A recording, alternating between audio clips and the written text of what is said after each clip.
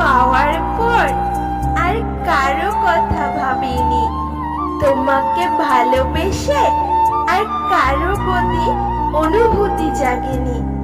তুমি আমার প্রয়োজন, আমার অভ্যাস, যে অভ্যাস অপরিবর্তনীয়।